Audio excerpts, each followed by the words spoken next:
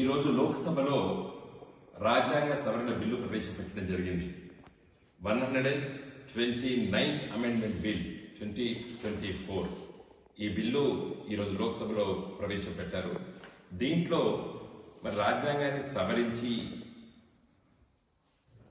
జమిలీ ఎన్నికలు అంటే లోకసభకి వివిధ రాష్ట్రాల్లో ఉన్నటువంటి శాసన సభలకి ఒకేసారి ఎన్నికలు జరపాలనేటువంటి ఆలోచనతోని ఈ బిల్లు ప్రవేశపెట్టబడ్డది.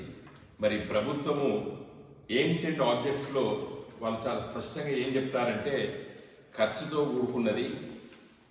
5 సంవత్సరాల ఒకట లోకసభకి, వివిధ రాష్ట్రాల శాసనసభలు 5 సంవత్సరాల ఒకట వివిధ సందర్భాల్లో ఒకట ఎన్నికలు జరుగుతూనే ఉన్నాయి. దానికి తోడు పంచాయతీరాజ్ వ్యవస్థలో మరి సర్పంచులు, బ్లాక్ ప్రెసిడెంట్లు అంటే మన దగ్గర మండల ప్రజా పరిషత్తులు, జిల్లా పరిషత్తులు ఎన్నికలు ఇవన్నీ కూడా మరి సంవత్సరం పొడవుగా 5 ఏళ్లలో కూడా ఎన్నికలు జరుగుతూనే ఉన్నాయి. ఈ రాష్ట్రంలో కాకపోతే ఆ రాష్ట్రంలో జరుగుతున్నాయి. ఖర్చుతో కూడుకున్నది. తర్వాత ప్రభుత్వాలు మరి ఒక ఆలోచనతో పని చేయలేకుండా పోతున్నాయి.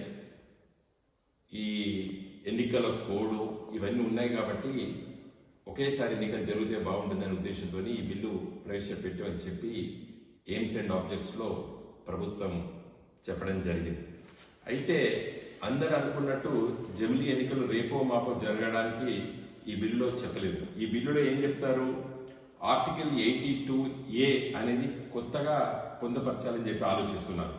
దీంట్లో the president may by a public notification issued on the date of the first sitting of the House of the People after a general election bring into force the provision of this article, and that notification date of notification shall be called the appointed date.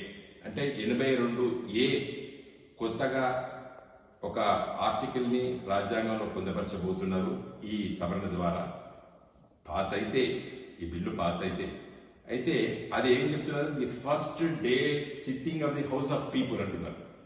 First day అంటే 2029లో కొత్త లోకసభ ఏర్పడ్డ రోజు మొదటి రోజు నాడు నుండి ఈ చట్ట సవరణ, ఈ రాజ్యాంగ సవరణ అమల్లోకి వస్తుందని చెప్తున్నారు.